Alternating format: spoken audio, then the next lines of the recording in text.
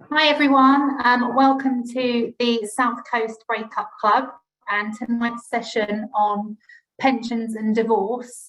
We're really pleased that you all decided to come and join us tonight despite the boiling hot weather outside, or perhaps it's an excuse to get yourselves out of the sunshine because it's been pretty unbearable the last couple of days.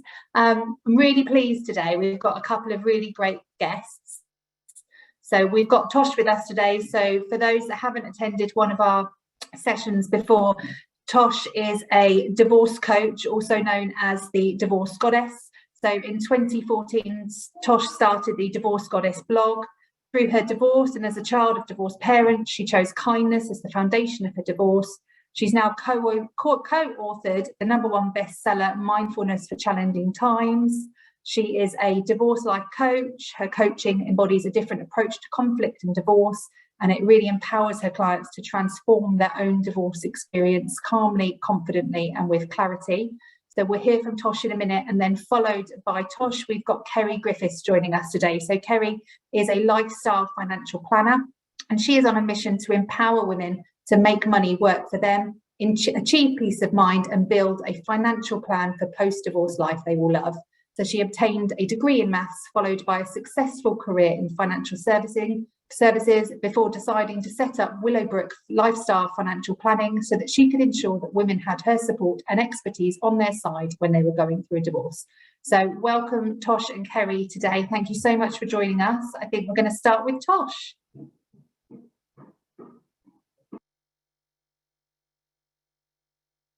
Hi Liza. Hello everybody. Thank you for being here, especially on this very hot day. An amazing topic is divorce and pensions. I remember going back to my own divorce and pensions and thinking, oh my goodness me, this is really quite a scary area. Through the slides, I'm just going to be sharing with you some tips and tools to help you manage the anxiety around big subjects like pensions.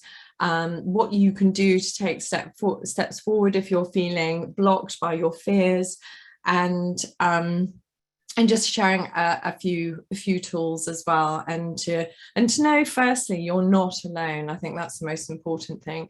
It's a huge subject, and you hear multiple stories through other divorcees about their own experiences with pensions and divorce. And you know, I'm just going to say my own mother didn't actually claim her own pension. My father's pension was a sizable pension, and to this day has rued the decision she made back in probably the early 1980s. So I would absolutely just say thank you for being here, and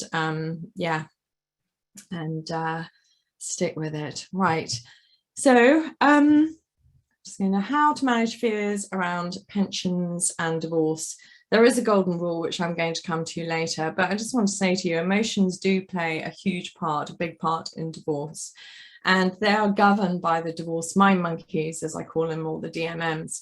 And these mind monkeys are incredibly powerful at stopping you from finding out the truth sometimes, doing proper research, speaking to the right professionals that feel right for you, that feel approachable, who talk to you in the language you understand.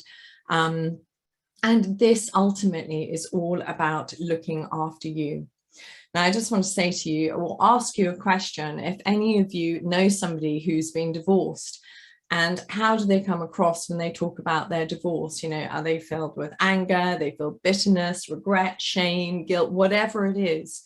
And I would just urge you, if you're going through your divorce now, or you're beginning the process or thinking about it, you know, how do you want to feel moving forwards? And I guess this links in with pensions as well, because, you know, pensions are a big part of the future as well. So just, you know, ask yourself that. And if those mind monkeys are, you know, are blocking you from taking that step forward, picking up the phone to somebody like Ceri to get some help, get some advice, I urge you now, on the back of what I've just said already, to make that call. Okay, And I'm going to keep this quite brief because I know Ceri's got a lot to talk about, and this is obviously important, and for you all being here as well. So I'm a divorcee, I'm a co-parent. I had to have the conversation with my ex about pensions and how to approach them and how to reach out to companies. I didn't understand how to do it, what was happening, how it all worked. Due to my ex-husband's job, I was a stay-at-home mum, and I was also involved with the joint company we had. So a lot of it was very scary for me. And yeah, I understand. I come from a place of experience of being on your side if you are, a client rather than a professional, or maybe you're a professional that has been through a divorce, you understand. A child of divorced parents as well, and I mentioned about my mum not ever making a claim for my father's very sizable pension. I'm a divorce coach and therapist as well, so I combine coaching and therapy as well. So it's really about the coaching and the healing process as well, in whatever way you see that. As I see it as, do you want to be filled with anger and bitterness and regret moving forwards or not? I'm also a podcaster. If you haven't checked the Divorce Goddess podcast out, Ceri was actually on the podcast. I've just had all my podcasts renamed, so I've changed it a little bit, but Ceri's definitely on there, and I would urge you to go and check out Ceri's very amazing podcast as well. And I'll probably send maybe the new number out, and it can go out in the email with this. I'm a co-author and I'm a speaker as well, and I got my book coming out in September. Okay, pensions. So one thing I would just want to say, this is like my golden rule. And when we get full of fear, when we're feeling an overwhelm, we're like, oh my God, is this it? Is this all I'm going to get for the rest of my life? The golden rule is, where you are now is not your forever. And you've got to trust that, you might land an amazing job, you might retrain, you might remarry, you might combine, homes. And to really sort of, it's very easy to focus on that final figure and that's it. And for a long time, I know I did, and I know clients that come to me like, this is all I've got. And just know that this is all part of the process, and these fears are real, but you have a choice as well. So whatever your ex is thinking or doing around pensions, you have a choice as to how you approach it.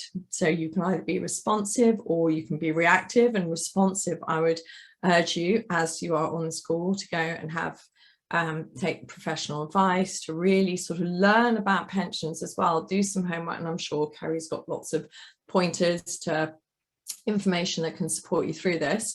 And this is ultimately about self-care as well, and self-care is all about taking action. Divorce and pensions. So fear, what are you most fearful of? And I just urge you just to take a minute and perhaps just ask yourself, what are you most fearful of? And just, if you have a pen and paper to hand, just write, just take a moment and just take a breath, and maybe just write what your fear is around pensions. Yeah, just get really clear on what fear is, because the mind monkeys can create this massive amount of fear. And I liken it to, somebody says, oh, my back really hurts, and you go, okay, whereabouts on your back does it hurt? And they go, oh, this little bit here, or just this bit down here. So that's not the whole of your back. So just get really clear on where your fears are around divorce and pensions. And then we're looking at actions. What can you do now to help yourself? And by coming on this call, that's a great big tick in the box from me. And that's self-care, because you're taking that first step forwards, and, you're just kind of honoring your process and your path and your journey through this. And around money and pensions, it's huge, right? I get it, it's huge. So what can you do now to help yourself? Maybe do a bit more reading. There's lots of books around. As I said, Ceri, I'm sure will signpost you. And then the outcome. And I would really suggest, it's a bit hot, my hat. What I would really suggest is, what do you see your future looking like? And I'm sure Ceri will cover this as well, but maybe, create a manifest board, so you've got a board. What do I see my future looking like? What do I want in my future?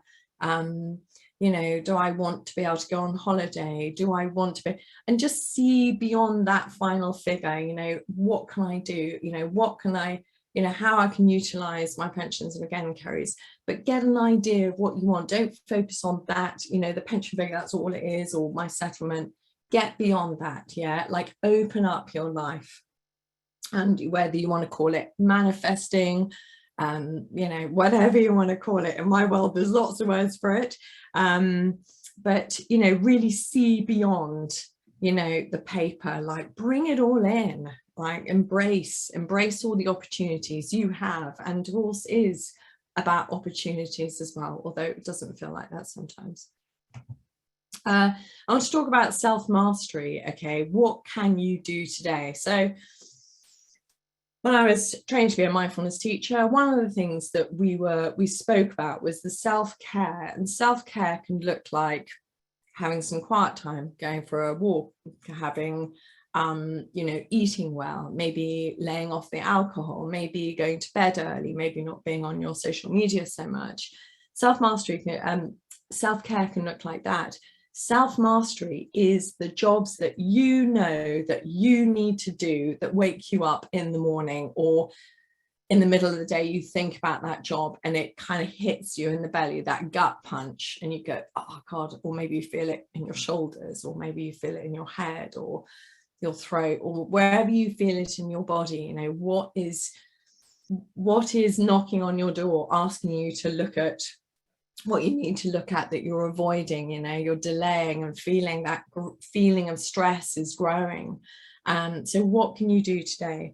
So make time, begin, take that small step, yeah, just make some time and just go, right, I'm going to give myself an hour, without expectations as well that you're going to complete what you just need to do. Just be with the feelings of the fear and the paperwork and everything else. And of course, you know, lovely Ceri is, you know, one of these people who's going to handhold you through this as well, but just really kind of do this for yourself. Yeah, because ultimately, if we don't put our own gas mask or oxygen mask on, how can we then best look after everybody else and make good decisions if we're in a state of fight, flight, freeze? Yeah.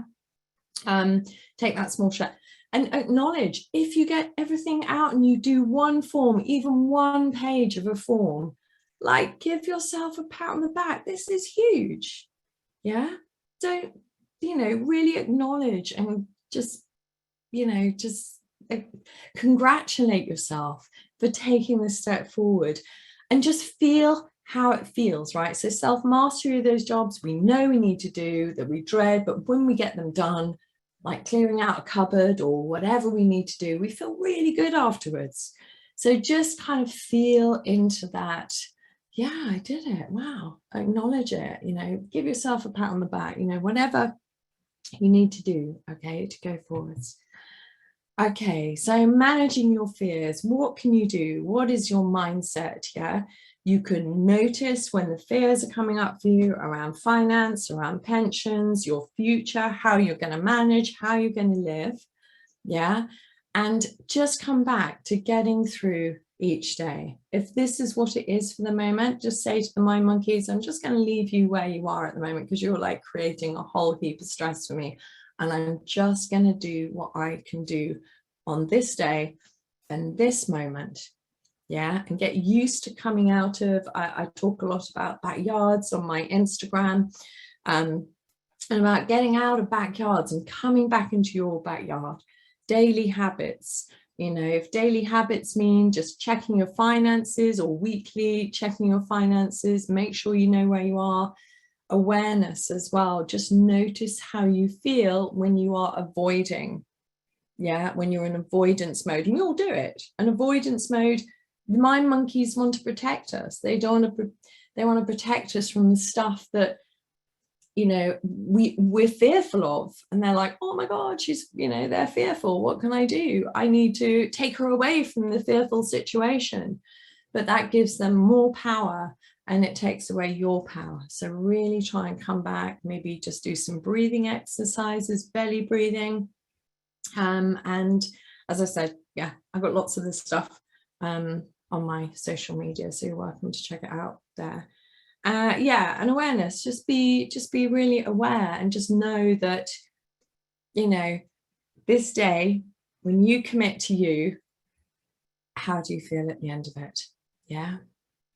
Okay. And very, very quickly, just say thank you. And this is my social media, my podcast. That's the tile if you don't already know it, and what I do. And thank you so much for showing up, for you being on this call. I know Ceri will not disappoint. So thank you. All right. Perfect. Thank you, Tosh. So if we can move on then to Ceri. Thank you, Tosh. That was wonderful. So I've got some slides as well, guys. So let me just bring those up for you. Give me a second. Oh, they've obviously started at the end. Give me 2 seconds. Apologies. So while I'm flicking through these slides, you can have a little look and see kind of all the slides I've got here. Let me introduce myself. So I am going to be talking today from a general point of view, but I am quite specialist, so you might want to know a little bit about that so you can understand where I'm coming from. So I'm a financial planner and I work exclusively with women divorcing CEOs.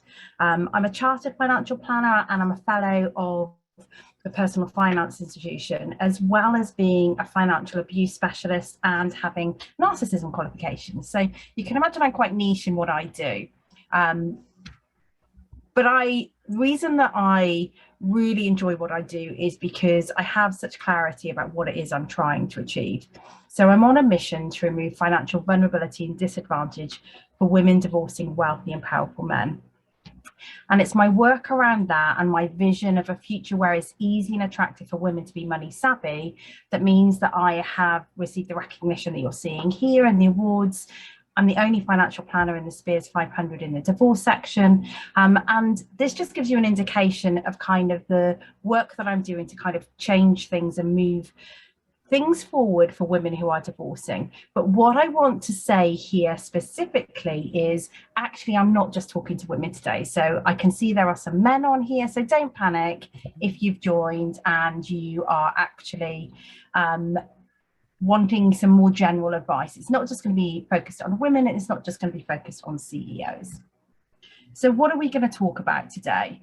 We're going to talk about really making sure that we have some clarity around why pensions are key in divorce.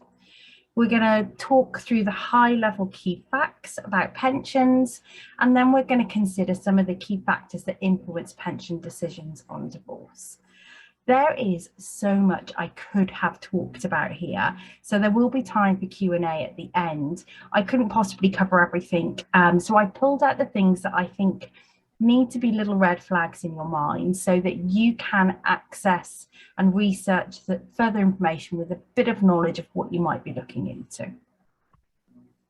So let's give some context to this. Now, I'm going to be honest and say this has got a bit of a female bias because it needs to, but it is all about making things fair and equal. And I think that when you're going through divorce, that's one of the key things or key principles we need to keep in mind. So I'm going to start with telling you that pensions are amazing. I love pensions, and I know I'm a financial planner, but genuinely pensions are so tax efficient and have so many advantages to them. I have every pension exam there is, so I think I might be a little bit biased here. But the reason that I think we need to give this the spotlight that it deserves is because they are quite unique in the way that they are set up. Having the tax advantages that they do, and I'll come on to that later, means that they can quickly become a place that funds accumulate. Even when we don't have disciplined savers, there can be pensions, particularly because pensions are often contributed by employers as well. The other reason I think they're superb is because they do force that discipline. So you are in a situation where you cannot access the funds quickly or easily until a certain stage. And that creates an environment where you leave things to grow and you actually are investing. And that's something we do need to do more of in this country. Investing is the key to growing wealth. And we do have a lot of fear and a lot of nerves around investing. And pensions are a great introduction to that. And then the last thing, pensions get a really bad rap. But essentially, pensions are a gift to the future you. Your pension is your future. It's the joy and the kind of the life that you want to live post-retirement. So they are actually yours, and we shouldn't necessarily think of them in the way that the journalism kind of promotes us to talk about them. So I also want to position here that they are a joint asset. And I think we need to be really careful about language. What often happens when we talk about pension is we'll talk about his pension or her pension if she has the larger one, but there's very much a positioning of pensions as being an individual asset and a perception, therefore, around actually going after somebody's pension. That is wording that if you are going through divorce, you absolutely don't want to hear. We want to be in a position where when we're talking about how things are going to be shared out, we're doing it from a place of neutrality. And any accusation, anything that's going to put somebody in a position where they feel that they are being accused, so you're going after my pension. I've actually even had children say to their mum, you know, you're going after dad's pension. And I really think we need to change that perception. The reality is pensions are considered a marital asset because when you are in a situation that you have been paying into a pension, had you not been paying into that pension, that money would have come into the family, and that money therefore would have been equally available to all in the family. So we need to kind of really have this clarity around the fact that they are on the table and they are up for discussion. So let's go through some of the harsh facts that are from the Now Gender Pensions Gap Report of 2022. We don't have enough people with personal pensions, men or women, but the harsh fact is there's 50% more women without any private pension savings at all. Women would need to work an additional 18 years in full-time employment to save the same amount of money into their pension as a working man, or put it another way, they'd have to work from the age of 4 or until their age 83. And on divorce, men's pension 205,800, divorced women's pension 26,100. There's a stark difference here. This is all about making sure that there is fairness of outcome, and this is something that we really need to get clearer in our minds. In fact, less than 2 in 10 divorces include a pension sharing order, and I'm absolutely on a mission to raise awareness around this for men and women, around why it's important and why it's a fair thing to do. Pensions are often the second biggest asset after the marital home. There can be a significant amount accumulated in pensions, but their value is not always transparent. It can be misunderstood or presented. So it can be really difficult to make decisions, and often decisions are made without the long-term context being explored. So that's why it's so important that we have this on our radar. So that's the context. Let's go through some of the pension basics now and kind of talk through some of the key things that we need to be aware of. Let's just start with what a pension is, because I think we can get so caught up in the complexities of pensions. And actually what we need to realise is that a pension is simply an investment. It's an investment with great tax advantages, but that's all it is. It's a pot of money and it's invested with the aim of giving you an income in retirement. The tax advantages. So when you actually invest into a pension, you will receive tax relief at your highest rate of tax. So if you're a high rate taxpayer, you'll get the 40%. If you're a basic rate, you'll get the 20%. If you're a non-taxpayer, you still get that 20%. It's the reason that so many people choose pensions to accumulate their wealth. Now, because of those great tax advantages, there are limits to how much you contribute. So you are allowed to contribute a maximum of £40,000 a year, and you're allowed to contribute the maximum 40,000 or your earnings in any particular year as a personal contribution. And what's important about pensions is that you can't access your pension until the earliest at age 55. So there is that discipline and that ability to save for what is essentially your retirement. When you do come to access it, you can access 25% as a tax-free lump sum, and the rest then will be taxed at your whatever tax rate you are then currently paying.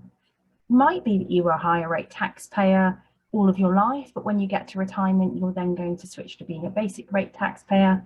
So you've had the benefit of all that higher rate tax relief, and now you're just going to pay basic rate tax on the 75%. So advantages. Looking at pensions during divorce is about really taking into consideration long-term situations. The advantages of doing this are making sure that you have a really clear picture of what your circumstances will be. It could be that actually considering pensions becomes the most tax efficient way for you to split your assets during divorce. If you are close to the lifetime allowance, which is the maximum you can put into a pension, or indeed if you're over the lifetime allowance, actually considering pensions on divorce could be a real benefit, allowing you both to take advantage of having your own lifetime allowance. So it can actually present opportunity when presented in the right way. The other advantage is it also can have real advantages from an inheritance tax perspective, because money held within pensions doesn't fall into your estate for inheritance tax on your death.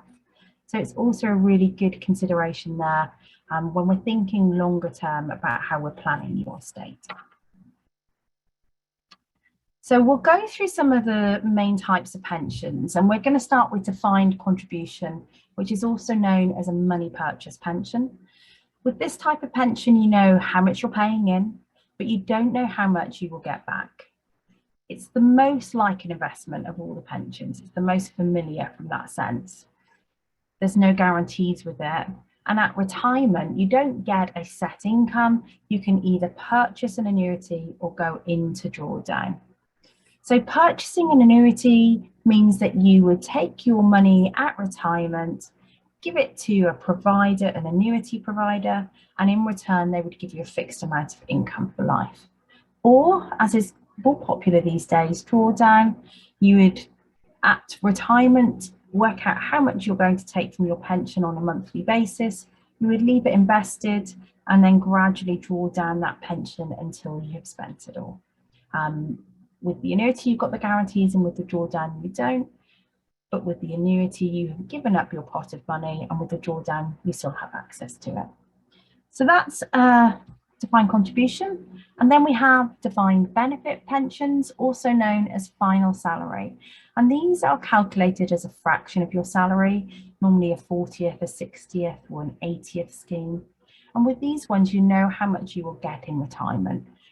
It's a fraction, we can calculate it, we can get a real definitive about what it's going to be. They're rarer these days. They're limited to larger or government employment. And so it isn't like most people will actually have one of these days. At retirement, they pay a fixed income to you directly for life. And then we have SIPPs and SAS. A SIPP is a self-invested personal pension, and it's a money purchase pension, so it's a personal pension. It really runs the same as a personal pension, or kind of reality of it, but it just contains more unusual investments. So somebody's got a SIPP, typically they might have shares that they want to hold within there. They'll have something in there that means they can't hold it in a normal personal pension. And a SAS is a small self-administered scheme. It's a money purchase scheme again, but it's usually set up by a company and their directors, and it's a workplace pension. So it usually contains, again, the same way a SIPP does, more unusual investments. And with a SAS, you can include commercial property. And they do come up from time to time. So let's talk now a little bit about valuing a pension. The starting point for valuing a pension is to look at the cash equivalent transfer values. So they would be the figures that if you reached out to your pension provider, they would give you. And for a money purchase scheme, they would generally give us a fair indication of what that is worth. But with money purchase schemes, there can also be some guarantees. So we need to have a little proviso there, and also think about the fact that some money purchase schemes will let you, for example, have more than 25% as tax-free cash. And so it's not always as straightforward as the CETB, but generally it is with a money purchase pension. When we come to final salary schemes, that's more complex.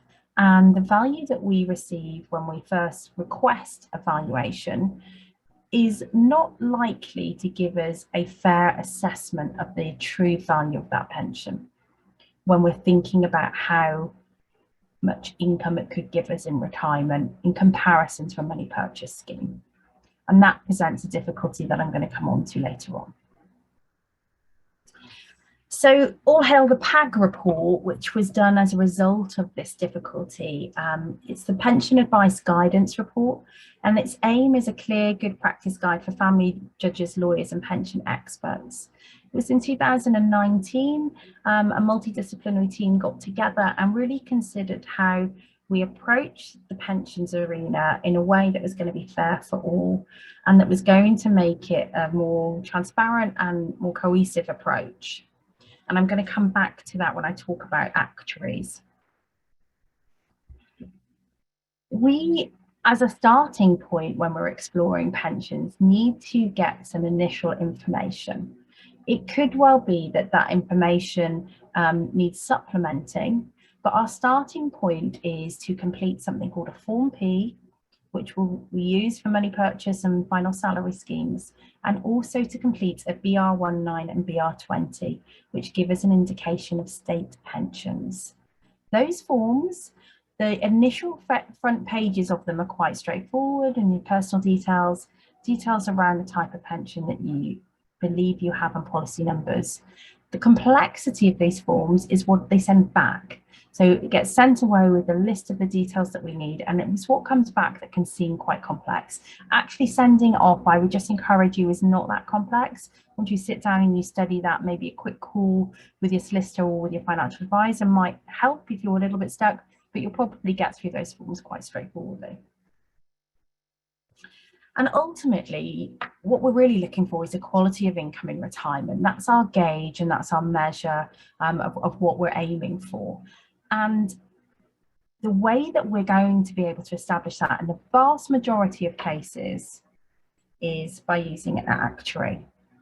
So an actuary report, or Pension on Divorce Experts report, is a report that will analyse the pensions of both sides and actually work out what a fair distribution would look like based on that equalising income principle.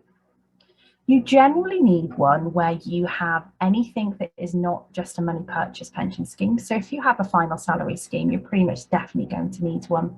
If you have a money purchase scheme, but we know there's a guarantee, we're probably going to need one.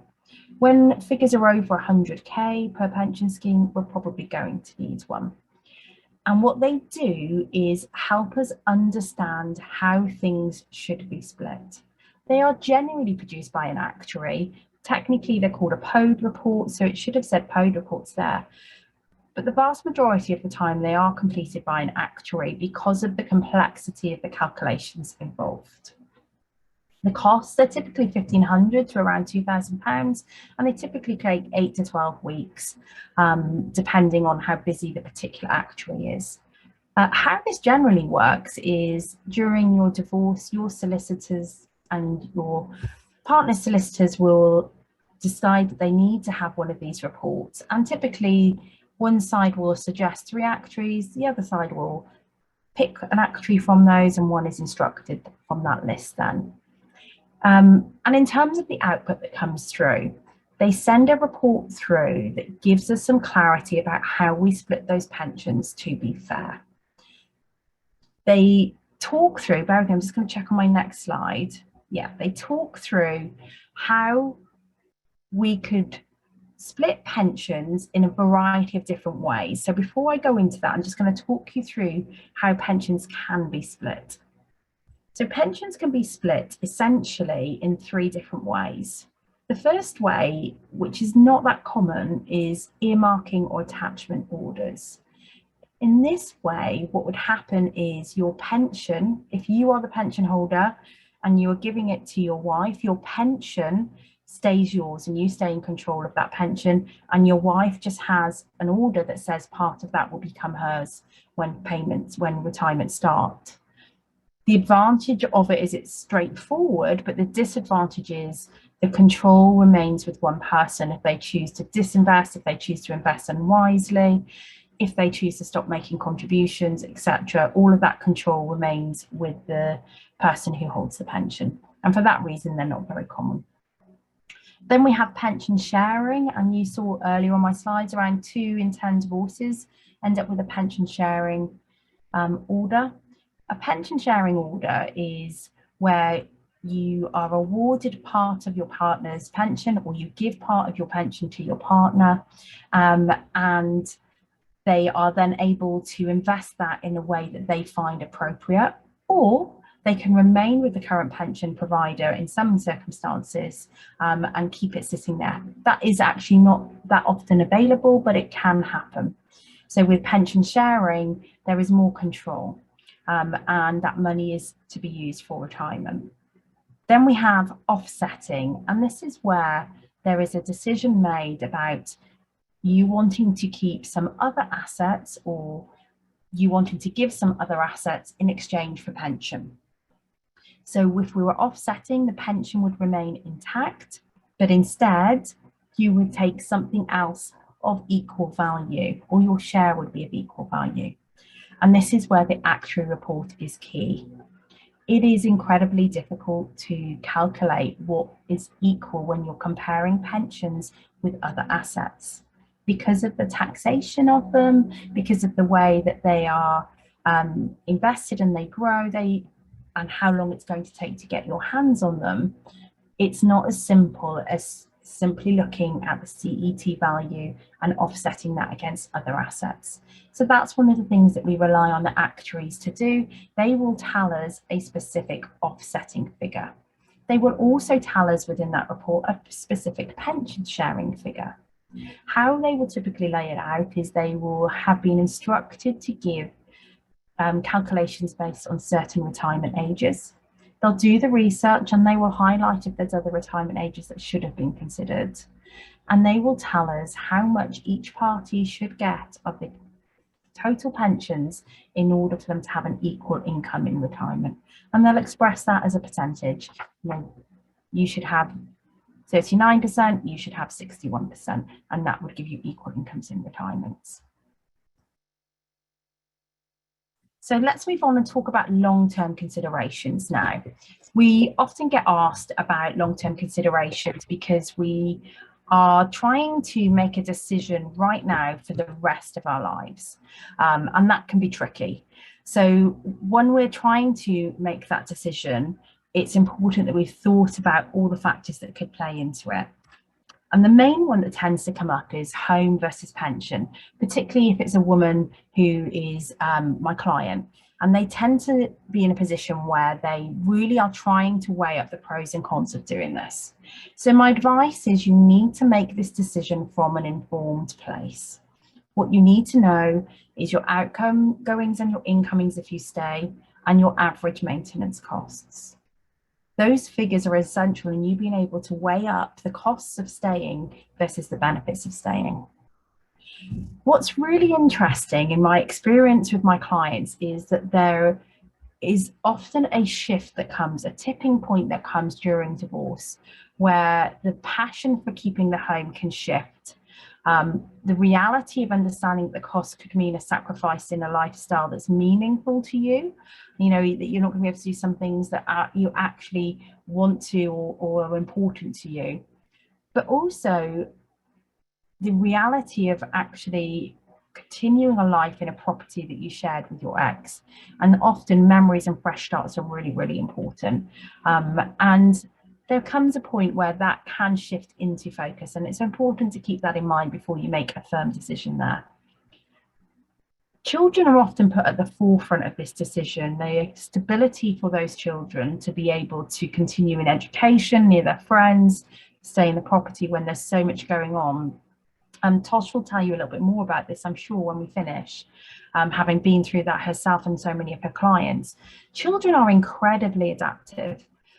Children can get on board with what you're on board with often as well. If you're excited, if you're looking at properties and you're really looking into kind of what's going to be the right for you as your new family, they can get on board and help choose that as well often. So don't underestimate them. Other considerations. It's not always best to move. Stamp duty moving to a new property can often outweigh the benefits of actually moving and the costs of doing so. So it's important you investigate that and consider, if you were to downsize, if you were to move properties, how much advantage it would actually pay out for you. So, and you need to look at your outgoings and your incomes in your new property and your maintenance in your new property, and really think about that through in the long term. And what's important is that we need to understand what both scenarios look like for you in retirement. If you stay in the property and you offset versus if you don't, what do those two situations specifically look like for you? And how downsizing relates to that income. It can be really beneficial to do cash flow forecasting at this point. This is a tool that financial planners use to be able to consider the what if scenarios in divorce, looking at your outgoings from now till age 100, overlaying them with your income, and then running the different scenarios through. We can visually represent how that would play out so that you can then visualize the impact on you. And essentially, you should only agree to offset a pension if you can answer the following. I can afford my lifestyle and my outgoings if I remain in the marital home. I know my income in retirement, and I have a plan to meet any retirement income shortfall. So they're going to be the key ones when you're deciding if that's going to be the play for you. So that's the end of the content. We've got a bit of time now for questions and answers. I think we're going to have about 15 minutes for questions and answers.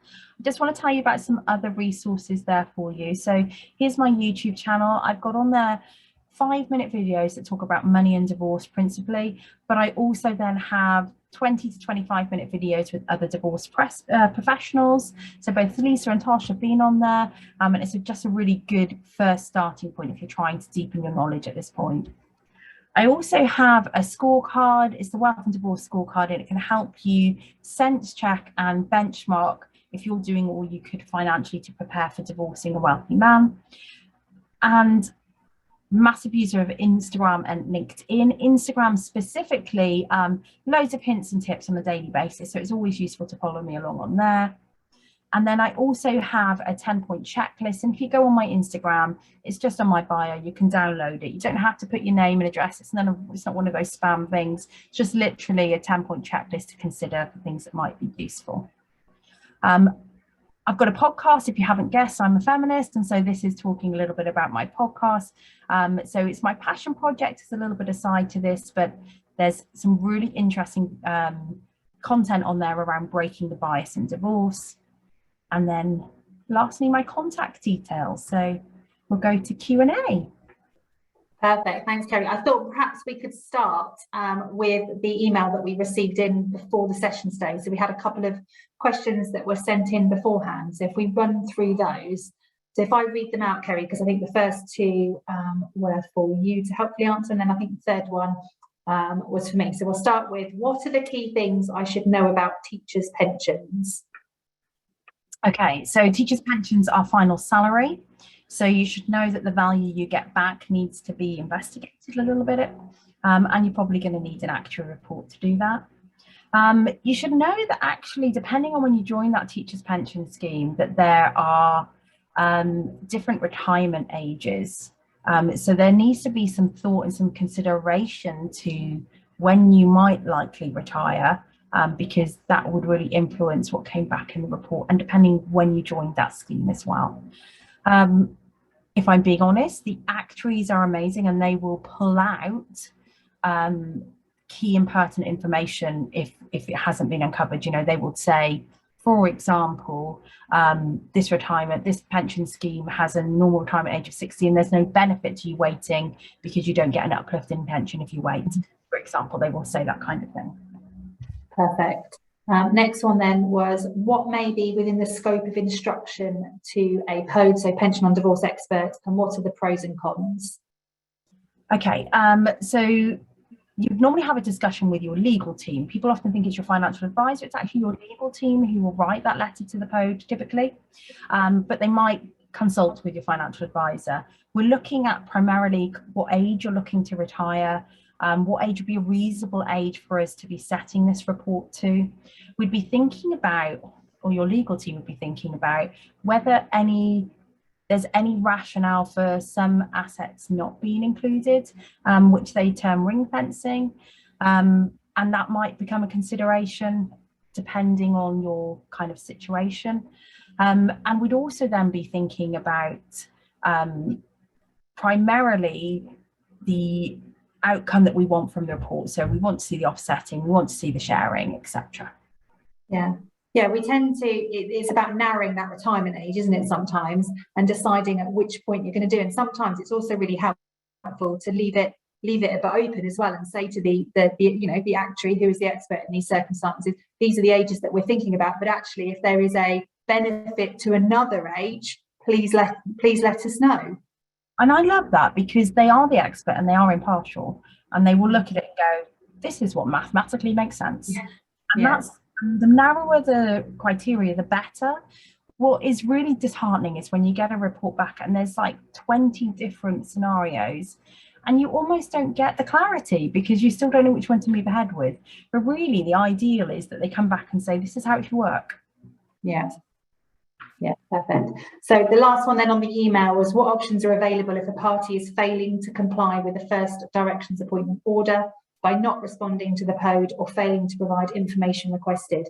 I mean, I think in these circumstances, it's not something that I deal with particularly frequently. Ordinarily, when we're this far and people are paying out for an actuary report, they do tend to provide the information that's needed. But if you've got circumstances where one party is being particularly difficult, I think the first thing you can do is you can look at the court attaching a penal notice to the requirement that the information is provided. So a penal notice basically means that if they continue to then flout the order, they are effectively in contempt of court, and the court can impose penalties such as fines and ultimately imprisonment. So it's one of those orders that the courts often put there because it's usually enough to make that person do what needs to be done. It's got significant enough consequences that it does force things to be done. The other option, I suppose, is to ask the court to make an order for third-party disclosure, so for the pension company to disclose the information direct into the proceedings rather than having to go through the person. But you have to weigh up all of that. We're talking about court applications again, so obviously that's increasing your legal costs. So you'll have to weigh up the cost benefit of that. You know, talking to your legal team, talking to your financial planner, and talking to the actuary. Perfect. Okay, let's go through the questions then that we've had. Please do, if you think of anything else, please do add them in. So the first one then we've got is what about those pension figures, total account values or annual disbursements? They're 200. Yeah, the total account values. Yeah, the 205k for men, 21k for women. That report was Now Pensions. It's June 2022, so very, very recent. Really well worth a read. Yeah. Next one then is how do you value a final salary or government pension such as teacher's pension? I think we've answered that, haven't we? I mean, as much as we need to, you know, the level of detail we need is basically we ask the actuary to do it. I have Matheson is here and he could answer that in a bit more detail if we wanted to, if we ask him at the end. Who have we got next? Are there any actuaries or PODs who act where one party is unrepresented? My experience has been that they won't act where one party is a litigant in person. Yeah, I think they're really reluctant to, because I think I have had a few, but it tends to be on a case-for-case basis. And I think they just need to be very careful because they've got a duty within the work that they're doing to be impartial and objective. And I think that's much easier where you're dealing with two lawyers than when you're dealing with litigants in person direct. I think the ones that have done it in the past have at least wanted one party to be represented, but I think, you know, it's understandable that they would much prefer those instructions come from two solicitors rather than the lawyers direct. I've had it come from mediators as well. That's kind of another way around it. Yeah, I think it's just having that wall, isn't it? So that that person between the litigant in person and the or between the client and the actuary. To give them a bit of protection. What about leaving pensions to children in a settlement? Is that possible? No, the pension sharing laws don't allow for that. You can offer that and kind of, you can create pots for children, but they won't be in a pension wrapper. Yeah, I think we have to be really careful within divorce proceedings that the courts don't actually have the power to make orders to third parties in any event. So whether we're talking about pension orders or lump sums or transfers of property, we have to, if there are going to be those types of orders, because it's been agreed that a payment's going to be made to a third party outside the marriage, then we have to be careful as to how we draft that. So it's usually drafted as an undertaking, but yeah, pensions would be completely outside that ability. If we go down, so is the amount that my husband gives to me via pension sharing taken off his lifetime allowance? E.g., he has 800,000, he gives me 400,000. Can he then put another 400,000 in his pension going forward and get back to 800 with another 200 to reach limit? Yeah. Yes, that's exactly how it works. And so that's a brilliant advantage. There's, so many people who are at that borderline who it just makes sense to share the pensions. And if you're at that level of asset as well, the chances are you have inheritance tax problems or potential. And pensions are a really good way of keeping things out of your estate. So the more that we can be squirreling into those pensions, the better. So yeah, definitely need to be on the table when you're in the higher level of assets. Perfect. I've just seen actually that George Mathieson has put that he's happy to answer any questions. I don't know if we can get him up, Kate, can we? Try. Leave it with me. Okay, we'll go on to the next one. How would they divide the NHS pension in divorce? That's definitely a George question, I have to say. Yeah, it's a final salary pension. It works the same way that the others do. Their actuary will go and do the research. There are some considerations that are a little bit pertinent just to NHS pension schemes that would be considered, and they would come back to us and they'd show us all the calculations, but essentially all we'd be interested in is how should we share it? What does that final percentage look like? I think George has joined us if he's happy to talk. I'm not sure if he can hear us. Yeah, can you hear me? Yes, yeah, great. All right, brilliant webinar, by the way, absolutely brilliant. Thank you so much for allowing me on. NHS pensions, teachers' pensions, the two most common ones we see are in the public sector. All public sector schemes, the ex-spouse, usually the wife who gets a pension credit, has to remain in that scheme from whence the pension credit has come. So if you share an NHS pension, the ex-wife will get a pension, her own individual pension in the NHS pension scheme. If you're sharing a teacher's pension, ditto, she'll get a pension in the teacher scheme, armed forces, police, etc. So it's an internal implementation. With those pensions, yes, the cash equivalent values, as have been said earlier, can be pretty poor in relation to the true value, but it doesn't actually matter that much if pension sharing, because everything stays in the same scheme, and those same appalling actuarial assumptions that are used to calculate the pretty poor cash equivalent value are then used in reverse to calculate what pension the ex-spouse is awarded in that scheme. It doesn't really matter if pension sharing that the CEV is a poor value. It obviously matters a great deal if you're offsetting. Yes. Fabulous. And I've just seen, George, that you've put there that you've changed your position 2 weeks ago. Was that in relation to litigants in person? Yeah, we for 2 or 3 years now have said no to litigants in person. We have now taken a view that the market has moved significantly, especially post-April, with an awful lot of people who are litigants in person. And it was really, I think, just because you're litigant in person doesn't mean say you shouldn't have access to the actuarial advice. And we know a lot of other people weren't given that actuarial advice as well. And we thought, no, we're going to have to bite the bullet here. And so we've done it. We've got you talked about mediators acting sort of as the go-between. Sometimes we've got our own person now within this firm who's not a mediator, not a lawyer, but our own person who's now trained up on specifically how to deal with litigants in person, how to deal with vulnerable people. And all litigants in person will be dealt with through that person who knows exactly how to handle the case when we are having litigants in person involved. Brilliant, thank you.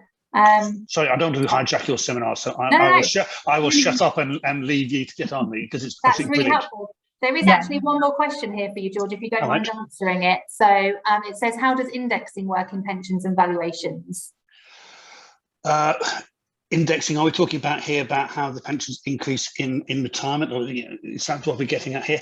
Quite often we have to do some jiggery pokery in our reports. Now, if one party has got a pension which is, let's say, going to increase in line with RPI once it's in payment, and another person has a pension that's either level or increases by CPI, those pensions, we can get them equal from day one at age 60 or 65, whatever the chosen route is. But if they're going to go up by different indexes, then they're going to diverge as retirement goes through. So we actually have to do some actuarial adjustments in there. We do take into account that in deferment, a public sector scheme, for example, is going to increase by CPI, which at the moment is looking rather good for an increase in a deferred pension increasing by CPI. In next April, they're going to increase by September CPI figure, which we suspect is going to be around about 10%. So we're going to see a 10% increase in public sector pensions next April, which is very good. If you have a public sector pension, the taxpayer might wince a bit when they see the bill for this one. But yes, we take into account the indexation, and we have to take, in our opinion, it is wrong to say, well, both parties have got the same pension of 10,000 a year. The fact that one's got 10,000 a year RPI linked, the one that's got 10,000 a year level, tough. No, they're not the same pension, so we do make adjustments for that. Brilliant. Thank you so much for coming in and answering those questions. That's really helpful. Really appreciate it. So Ceri, I think we've just got a couple more listed here. So we've got what happens if there's no money available to pay for a POD report, but you have a defined benefit scheme. Well, that would be you and I talking, I think. And that's a bit of both, isn't it? I mean, it's a really hard one. We always say it's a cost-benefit analysis. You have to weigh it up. The court can still make an order. So you could, for example, just, pick a figure out of thin air and kind of say, we're going to do a 50-50 share of the pension. But you have to understand that splitting it in that way does not necessarily mean that you're getting equal benefits from it. And you're taking a fairly big risk.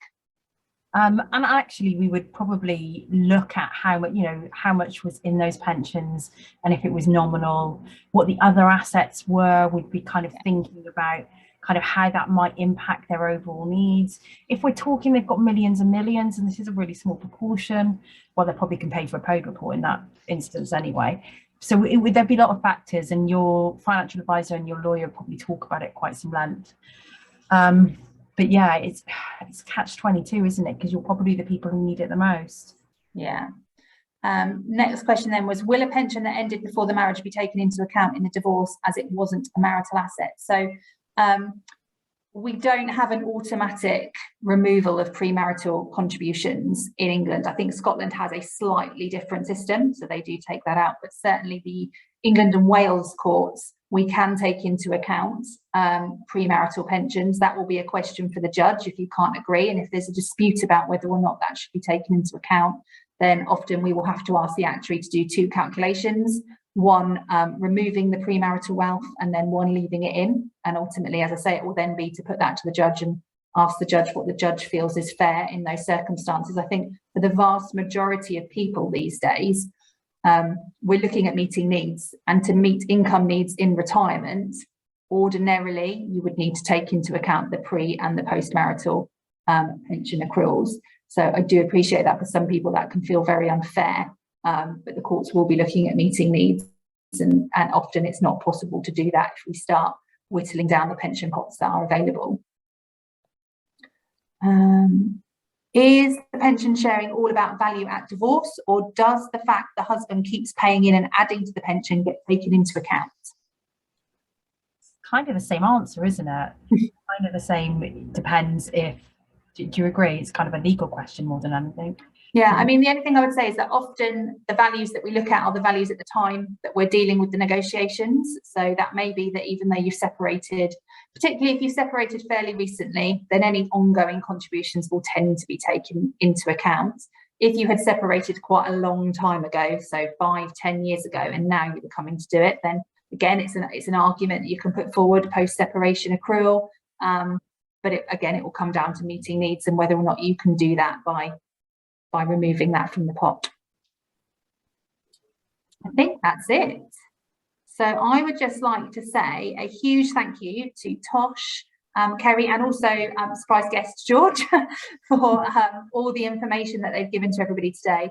The slides that are available will be emailed out afterwards, together with a copy of the recording. Hopefully, Kate's nodding. So that will come out in an email to everybody afterwards. I hope you all found it really useful. If you get a burning question afterwards that you really wished you'd asked, please do pop it in an email and we'll do our best to answer it. Thank you. Thank you.